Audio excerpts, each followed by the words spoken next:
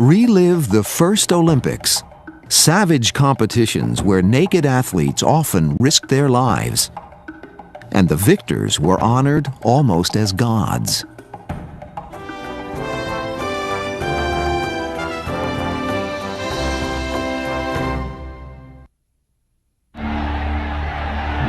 For the ancient Olympians, winning was everything.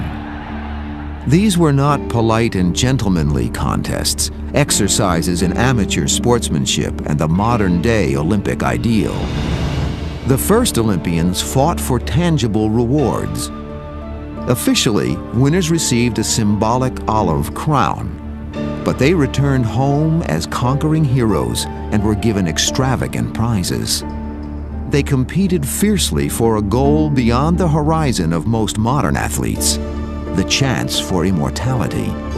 There was no afterlife in the Greek religion, and it was only through fame and the glory of some spectacular deed that one could hope to live on, remembered in sculpture and song. To lose, on the other hand, was devastating. There was no silver and bronze in the ancient games. For the losers, no laughter, no triumphant homecoming. They went back to their mothers without delight, creeping through narrow alleys, wrote Pindar, poet of the ancient games. Little remains of ancient Olympia to bring back to life the festivals that once shook these grounds. These crumpled pillars once upheld a majestic shrine to Zeus, in whose honor the games were held. This simple field was the stadion where the track events were held. The grassy slopes teemed with 45,000 spectators.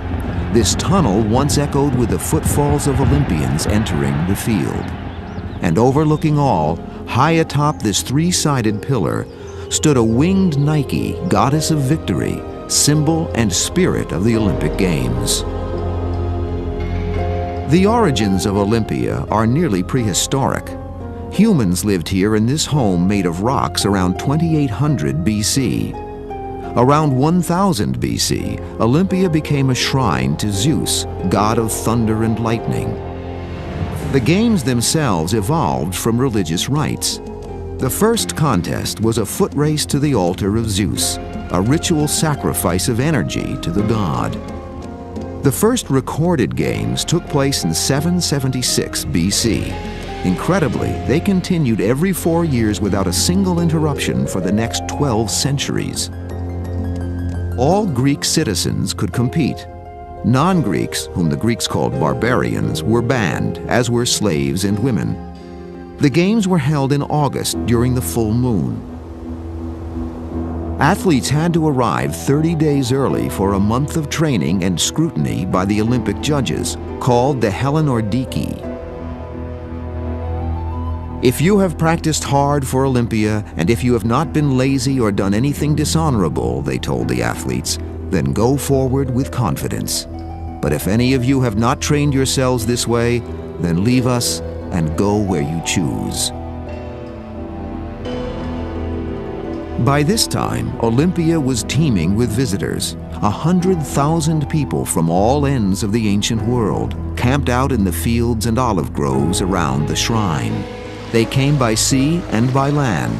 They came from as far away as Egypt, Africa, and Marseille in what today is France, and from Albia on the southern coast of what would become Russia. Often they came from city-states at war with each other. The Greeks in particular were notoriously quarrelsome. But such was the prestige and importance of the games that a 3-month Truce of Zeus, which was inscribed on a sacred discus, protected all travelers to the shrine.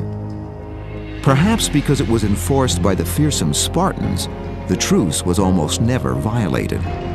And the most bitter enemies were able to meet and compete at Olympia in peace. But the first day of the Olympics was not a day of competition. It was a day of religious purification and warning. The athletes were brought here to the Boletarium, the home of the priest. This rock once held a statue of Zeus with his thunderbolt in hand. Under the stern gaze of the god, a priest sacrificed the genitals of a bull as the Olympians took a solemn oath to Zeus to compete fairly and obey the rules. It was an intimidating moment. The penalties for foul play were severe. In the distance, the athletes could see a row of statues called the Zanes, put up to disgrace athletes who had tried to bribe their way to victory. The inscription read, "Not with money, but with speed of foot and strength of body must prizes be won at Olympia." The ancient Greeks deeply appreciated the beauty and art of sport, but they were also shamelessly fascinated with its savagery and violence, which they saw as a metaphor for life. The Greek word for contest is agon. Our word agony comes from that. The notion of the agon is really central to Greek culture, but particularly in athletics, where agony meant the contest itself contained pain and strife and suffering. Certainly no sport contains more agony than boxing, which has deep roots in ancient Greece. This elegant fresco of two young boxers was painted nearly 1,000 years before the Olympics began. Boxing was added to the Olympics in 688 BC, followed by wrestling and the vicious new form of fighting called pankration. These three events quickly became crowd favorites, and because of the risk and occasional sacrifice of life and limb, were considered especially pleasing to Zeus. The fights were therefore held in the most sacred part of Olympia, before a 30-foot altar to Zeus made entirely from the ashes of sacrificed animals. A modern boxer would be horrified by the ground rules, or lack of ground rules, that governed an ancient boxing match. There were no weight divisions, there were no rounds. The boxers fought without a break, without water, without a corner man, and without gloves. They wound leather straps of rawhide leather around their fists and up their arms in order to increase the violence of the blow itself. The leather would actually cut into the skin of the opponent.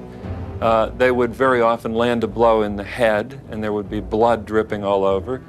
And they would fight on and on. When the Romans governed the Olympics beginning in 146 BC, the boxers actually inserted inch-long metal spikes between the straps. So it was almost more like a knife fight than a boxing match.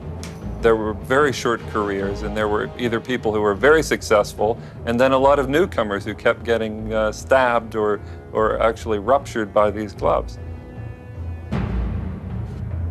Making matters even more hellish, the fights were held in August in the afternoon under the blazing Mediterranean sun.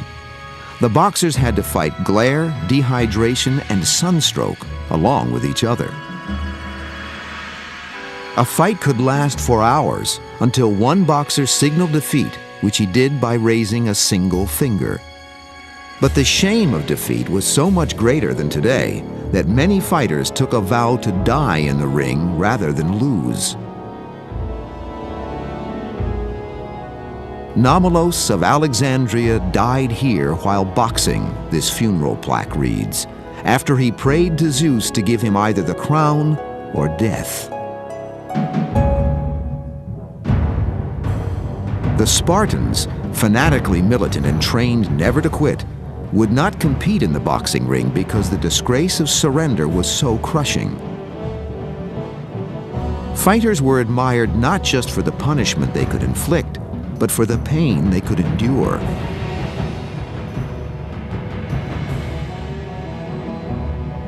They really valued philosophically and physically this notion that you could endure pain to such an extent that you would go on and on receiving blows and enduring the sun and the dust and the heat. And there were philosophical virtues behind it. Whenever a fight dragged on indefinitely in a stalemate of pure stamina and will, if things seemed hopelessly deadlocked, the judges could call for a climax in which the fighters traded undefended blows. There is one famous story about two fellows who came to this point in the match, Koroibos and Demosthenes. It was a face-off, and they had one blow each. The first blow was to be landed by Demosthenes, and instead of a fist, he used a karate jab and pierced, supposedly, the skin of the opponent, and reached in, gripped his entrails, and tore out his intestines. Koroibos, the poor deceased, posthumously was declared victor because of a technicality. They claimed that Demosthenes had not given one blow, but 5, because he used all 5 finger points to pierce his opponent. The ancient fighters did not have fancy training equipment, but they did have physiques as impressive as their modern counterparts. Boulders like this one, weighing 316 pounds, were used as bodybuilding tools. A weightlifter in the 6th century named Bybon lifted this sandstone over his head, the inscription declares.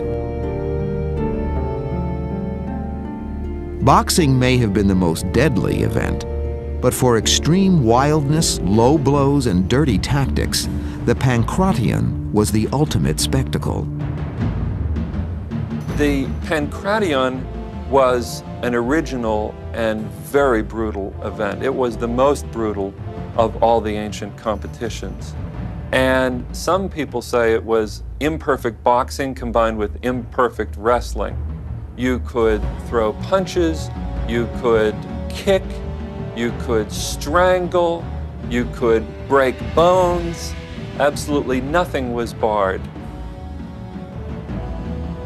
Introduced in 648 BC, the Pankration was governed by only 2 rules: no biting and no gouging, and even those were not always enforced.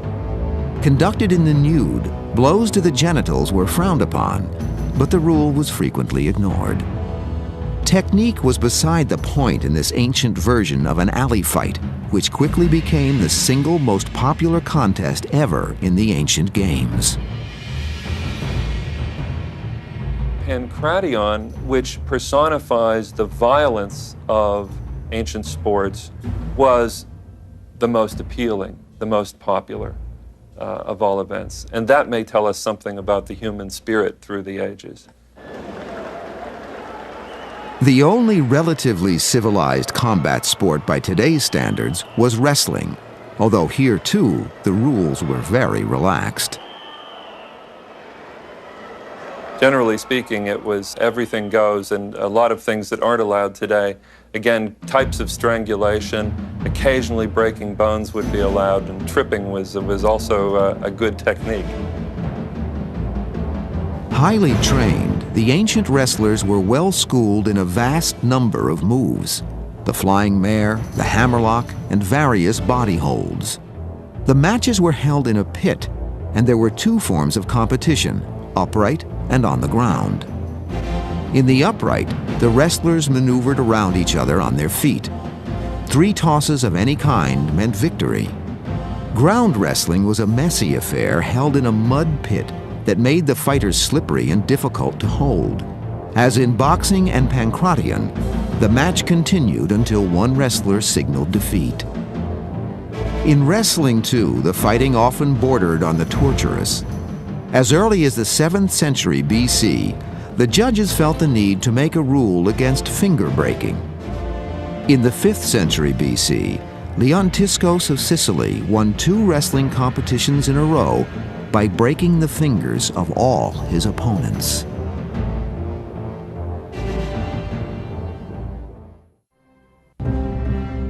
The Greeks liked to mix danger, sometimes extreme danger, with sport.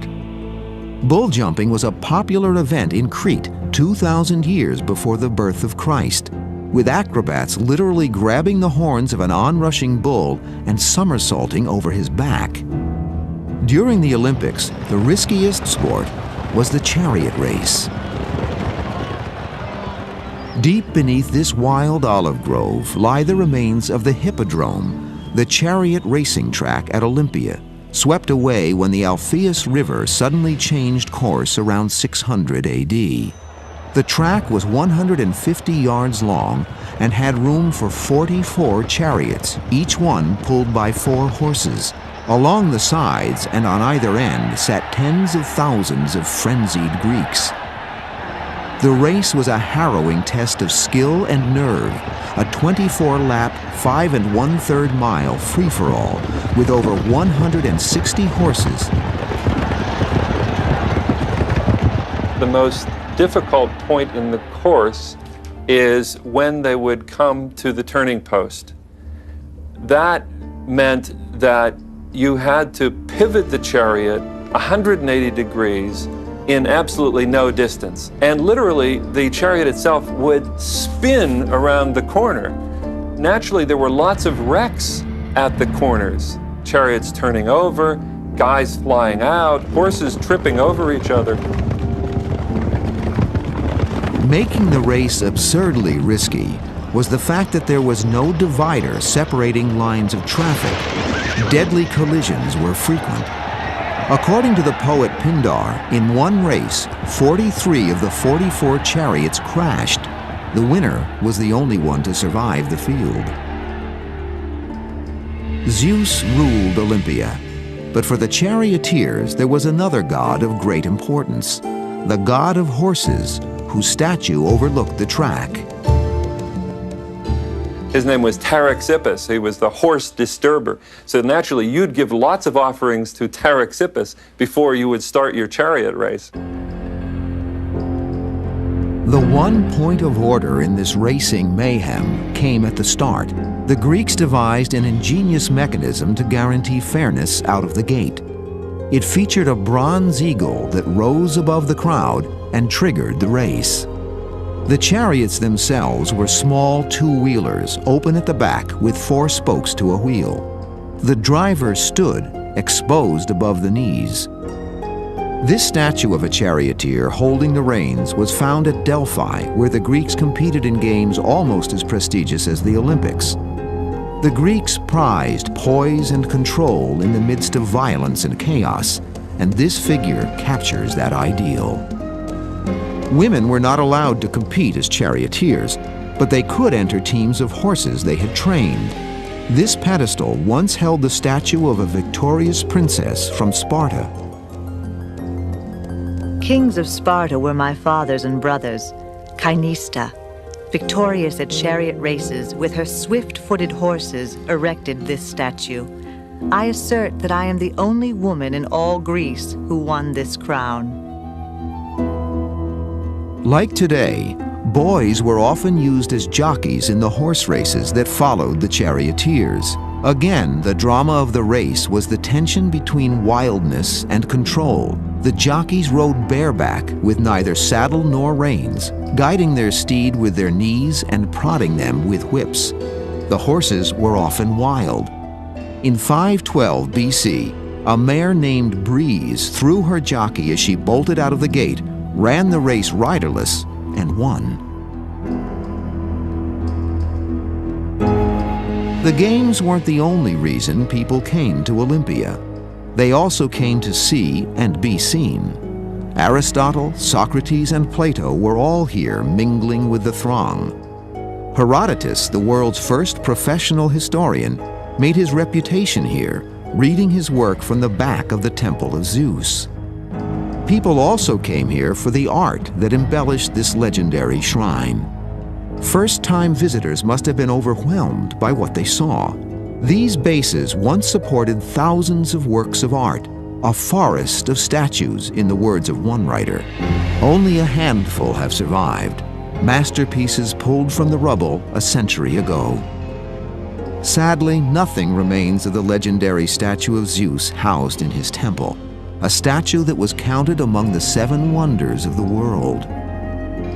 An enormous amount of gold and ivory went into the making of this statue. All of the flesh parts were of ivory. The throne was partly ivory, partly ebony, partly jewels. All of Zeus's drapery was of gold, gold leaf. was amazing. Surrounding the statue and decorating the inner temple were dozens of lion's head spouts. Outside of the temple, monumental sculptures laid out scenes from Greek mythology.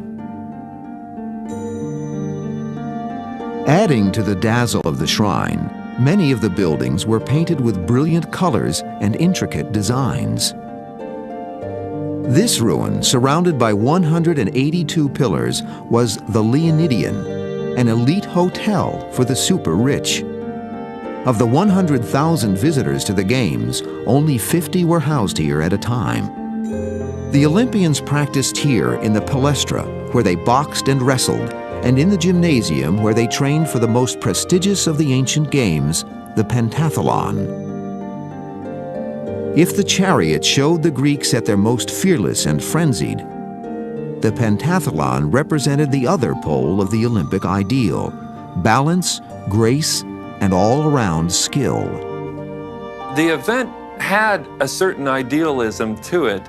The Greeks were concerned with proportion and balance in the individual. And I think we see this in the athlete who emerges from the pentathlon. It was the pentathlete whom ancient sculptors used as models when they chiseled the bodies of the gods. The Greeks valued proportion immensely, and the winner of the pentathlon was considered the greatest athlete of the Games. Pentathletes competed in 5 very different and stylistically demanding events: running, jumping, discus, javelin, and wrestling. Technique and timing were crucial to them all, and the contestants spent years in the gymnasium training rhythmically to the accompaniment of a flute. The events differed from today in interesting ways. In the javelin, for example, the Greeks used a loop in the middle of the spear to put extra thrust into their throw. They threw a heavier discus that weighed as much as 15 pounds, 3 times the modern weight. Perhaps that's why they perfected a twist and release technique that has survived to this day. The most dramatic and intriguing difference was in the long jump, where the Greeks carried 5 to 15-pound hand weights called halteres, which they used to add momentum to their jumps. It seems absurd to carry weights when you're trying to jump farther, but in fact, you can use the impetus of actually throwing the weights to literally pull you through the air, and you can feel yourself being dragged forward by the inertia of these weights. It really does add length to your jump. Incredible length, apparently. The jumping pit in which the Olympians competed allowed for 50-foot jumps, more than 20 feet longer than the modern world record. From a modern point of view, nudity is certainly the most startling aspect of the ancient Olympic Games. All of the events, running, discus, wrestling, and the rest, were held in the nude. How did this custom develop? According to one story, the transition came in the year 720 BC, when a runner named Osippus lost his loincloth in mid-race. When he won the race, all the runners decided to run naked, and the practice eventually spread to the other events. Modern scholars dismiss this explanation and point out that nudity and homosexuality were neither shameful nor uncommon in Greek society. The very word gymnasium, where Greek citizens were educated, comes from the word for nude. In the 600s BC, gymnasia were invented, the buildings of exercise. And also at this time, homosexuality became very important and out of the closet, as it were, for the Greeks. And at that point, nudity was also introduced into the games. There is no inherent connection, but it's my thesis that these things all contributed to one another in Greek society. Homosexuality was not shunned at all in ancient Greece, and in fact it was encouraged because The important thing for a man to do was marry a virgin and produce children. The only way to keep virgins was the practice of homosexuality, and so it was encouraged. I think the atmosphere at Olympia must have been extremely electric. These men were the best of their city-states. They were the most handsome, they were the best trained, and there was also sexual attraction between them. Also, presumably, between the men and the women who were allowed to watch the nude games. Curiously, married women were strictly forbidden from watching the games or even crossing the Alpheus River that bounded the sanctuary. The penalty for breaking this rule was death. Women caught in the sanctuary were thrown off a cliff that overlooked the shrine. But female virgins were allowed to watch the games, despite the nudity and the brutality of the combat sports. Unmarried girls, that is maidens, were allowed in because they were still in some sense wild. And also they had to get used to the idea of men being a part of their life. And what better introduction than to show them men performing completely naked. One modern commentator said that it was because married women should not see what they don't have, and young virgins should look at the cream of the crop, the best Greek men that there were, because this is what they want to aim for. The virgins were allowed to compete in their own games as well, called the Cheiria, in honor of Hera, wife of Zeus. The Cheiria consisted of 3 sprints, one each for girls, teens, and young women, covering the length of the Olympic track. Actually, the track was shortened by 1/6 to match the shorter stride of the girls. Spartan girls, trained athletically from birth like boys, dominated the games. Unlike the men, the women did not compete in the nude, but wore a short tunic called a chiton that exposed the right breast. The women's events were a ritual activity, a kind of public demonstration of their value and their spirit before they were tamed in marriage, before they would become women. It was a rite of passage. The women's races were held on a day of rest for the men, a day of ritual feasting that brought to a climax the religious side of the ancient games. No trace remains of the altar of Zeus that once stood here, between the temple of Zeus and the temple of Hera. It would be a visual representation of the high honor in which Zeus was held. The more sacrifices he has, the more honor he has. And here, standing in front of you, is a visual reminder of how many sacrifices have been awarded to this deity.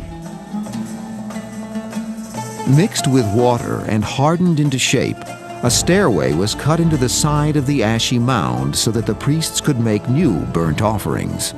At high noon on the 3rd day of the games, the sacrifice was spectacular. An entire herd of bulls, 100 in all, killed and burned in honor of Zeus. Actually, only a small and symbolic part of each animal was allotted to the god. They'd take some of the most useless parts of the animal, and they would put them on the altar, and they would burn those for the gods. 99% of the animal then was butchered and cooked. And then in the evening, everyone would get a piece. The meat would be distributed to the crowd, and it would be a great occasion. A still greater occasion came the next morning when the men's foot races began. As the first Olympic event, the races had special meaning for the Greeks, who named each Olympiad after the winner of the stade race, or single-length sprint.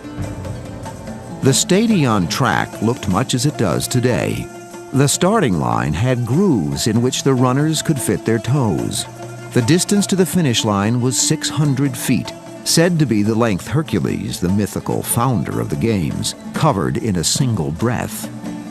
On the slopes to either side, room for 45,000 roaring spectators, many of whom camped and cooked on the grass during the night. Interestingly, they watched bareheaded in the burning August sun. Wearing a hat was forbidden in the stadion because it might obstruct someone's view.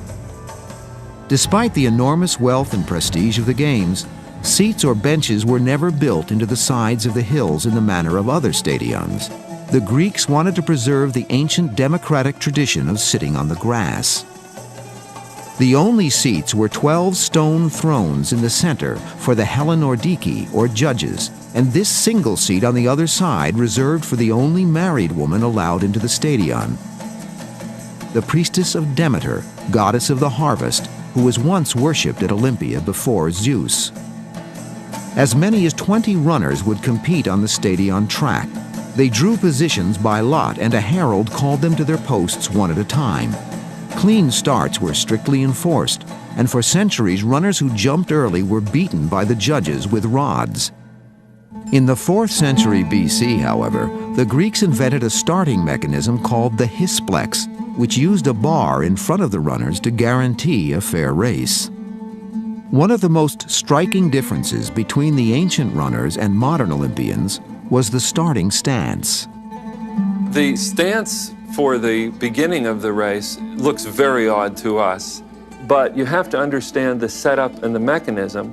When the bar dropped, his arms would go down, his body would go forward, his toes would push out of the grooves, and he would get pretty good purchase for a head start into the stadium.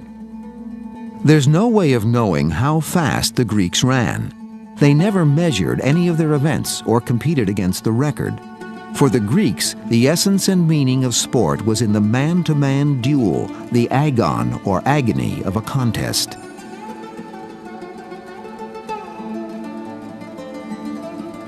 Legends of speed do, however, abound. Vladis of Sparta either jumped or flew over the stadion, one statue base reports. His speed was phenomenal and impossible to relate. In addition to the one-link stade race, the Greeks also ran the double stade up and down the track, and the dalikos, a 2.25-mile run 20 times around the track. Ironically, the famous relay race in which teams passed a torch was not part of the Olympic Games. Neither was the marathon, although the Greeks relied on running as a method of communication and were phenomenal distance runners. Immediately after winning the dalikos in 328 BC, a runner named Aegeus ran from Olympia to his home in Argos, a distance of 60 miles in a single day. The last race of the day was most unusual, an exhausting test of speed and strength in which Greek foot soldiers known as hoplites raced 2 times up and down the track in full armor. If you can imagine running with 50 pounds of armor for 400 meters at top speed and making a turn, it was a tremendous event. The interesting thing about the hoplite race is that it comes at the very end of the Olympic Games. It signaled the end of the Olympic peace interval and the return to hostilities, which were the sad fact of most Greek life. It was a reminder that all the beauty of the Games was about to end and a different kind of excitement was about to overtake their lives. For more than 1,200 years, the greatest athletes of the ancient world came to compete at Olympia. The winners received nothing more than an olive branch cut from a tree in the same spot as this one behind the temple of Zeus. But when they returned home, they were showered with gifts. Free meals for life in Athens, along with a stipend for each victory, worth $110,000. They were worshipped as heroes and even as gods. Olympians personified the Greek ideal of arete, of striving for excellence. Even their sweat, the symbol of that striving, was revered. The sweat of the athlete was actually a very prized commodity They would scrape the sweat combined with the dust of their competition, and they would preserve it and put it in bottles, and it would be sold as a magical potion. This stone preserves the names of Olympian winners. Unfortunately, no statues remain of the true legends of the games, like Milo of Croton, a wrestler who won 6 consecutive Olympic crowns. So feared was he in his prime that all of his competitors once dropped out of the games and conceded defeat, beaten by his reputation. His strength was said to be superhuman. Ancient sources report that Milo once carried a full-grown bull around the stadium, then butchered it and ate it in a single day. Another Olympian known for incredible strength was Polydamas of Scortouza, who won in 408 BC, but was just as famous for his feats outside the games. Polydamas was said to have fought and killed a full-grown lion with his bare hands, and stopped a speeding chariot by grabbing the rear with a single hand. Among runners, the most successful was Leonidas of Rhodes, said to possess the speed of a god. He won 3 races in each of 4 consecutive Olympiads, and was literally worshipped as a god in Rhodes. But the single most astonishing Olympic feat, if it is to be believed, belongs to a jumper named Phailos, who competed in the 110th Olympiad. According to the ancient stories, the jumping pit itself was a length of 50 feet. This is incredible to us because the modern jump is just a few inches over 29 feet, and Phailos is said to have jumped beyond the jumping pit, something like 55 feet, and landed with such force that he broke both of his legs. The jump of Phailos is nothing compared to the long jump through time of the Olympics themselves. That remarkable history is reflected in this sanctuary.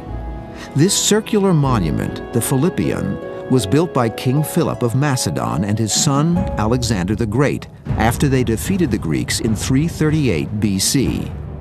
They built this memorial in the heart of Olympia as a show of power. The Romans did likewise 2 centuries later, placing 21 gold shields around the top of the Temple of Zeus after turning Greece into a Roman province.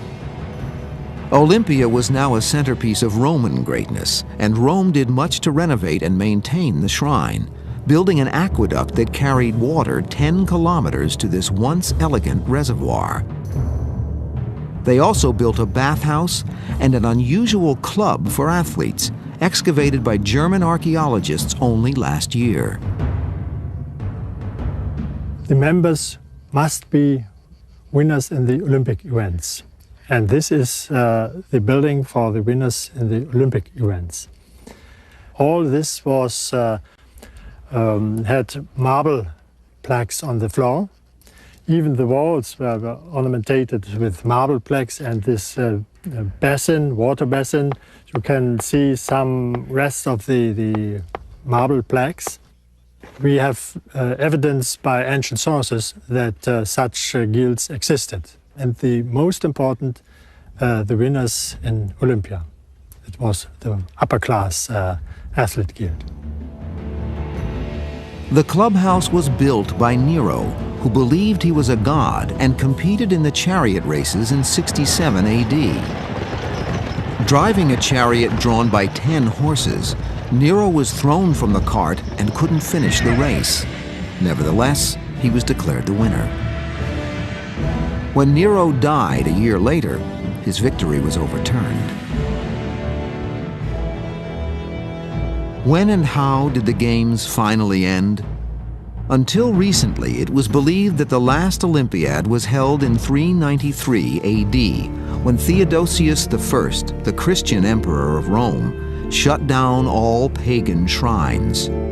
30 years later, his son Theodosius II supposedly finished the job, burning the shrine and the Temple of Zeus in 426 AD.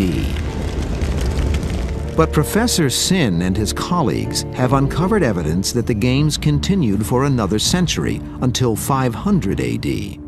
They found their evidence on a plaque that had fallen into the bottom of an ancient latrine. At the bottom of this toilet channel, we found one piece of this large plaque. It was written in different manners by 14 athletes. All of them are Olympic winners. The latest one in the very, very end of the 4th century AD. So we learn by this inscription that the history of Olympia is to be added by 120 years. The ancient games finally vanished along with Olympia itself when 2 earthquakes swallowed it at the start of the 5th century. A small Christian village eventually sprang up around the ruins, and a church was built from the only surviving building, the workshop of the great sculptor Phidias, where the legendary statue of Zeus had been carved. By the 6th century, that too had vanished, buried by floods that put all of ancient Olympia under 20 feet of dust and mud, where it remained for the next 1,300 years. The first modern excavation took place in 1829. German archaeologists took over in 1875 and have been unearthing ruins ever since. The work is so painstaking and expensive that the stadion itself was not dug out until the 1960s. The hippodrome is buried beneath these groves and would be so enormously expensive to dig out, it will probably never be salvaged.